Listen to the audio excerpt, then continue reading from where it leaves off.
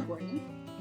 I was diagnosed with Parkinson's 16 years ago, and I realized I wanted to make a video about what helps me with Parkinson's apathy. My dad also had Parkinson's.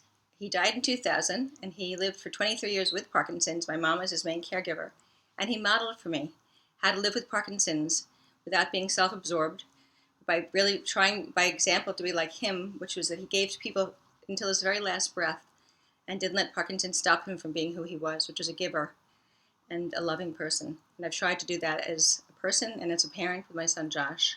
It's really important to me to be like him in that way. And I used to be very involved in all kinds of social activism for the earth, for anti-war, LGBT rights, women's issues. As my Parkinson's began, I began to lose interest in doing those kinds of things. I went to work as a therapist, taught poetry in the schools. It all made me very happy. When I came home, I was just kind of depressed.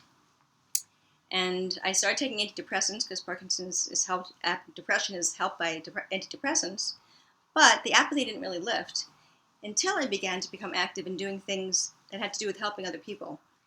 And what I'm beginning to realize now that I want to share with everybody else is that apathy can be really helped with advocacy and helping other people.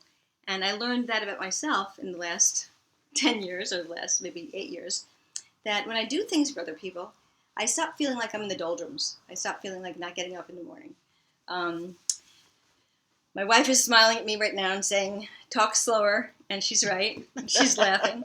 But she really is she's my cheerleader. So some of the things I find that really make me feel so much better when I go lead a support group, I co-lead a support group with a friend of mine, people with Parkinson's. It feels so good to do that. It feels so good. Really often I can't move. I find myself in the computer writing letters to people about Parkinson's, answering people's requests for help about it. At heart, I'm an educator. At heart, I'm an educator and a connector. I'm the captain of the Unity Walk, Parkinson's Unity Walk team that my Brooklyn Parkinson's group community has. And this year we raised almost $19,000, possibly more than that. And that felt really good. I'm also involved in educating people who are healthcare professionals who treat us with learn how important it is to learn from people with Parkinson's. And so I have a speakers panel, a Parkinson's speakers panel. And we go to classes, graduate classes of people who are learning to be physical therapists, occupational therapists. My mom was an occupational therapist. And we teach them about what it's like to live with Parkinson's. And they're so grateful because they have somebody with a face that goes with the disease that they're learning to treat. They really are grateful to have that. Reach out and do something for somebody else. Often the apathy lifts. And I think that's kind of a good life lesson to conclude with. It works for me.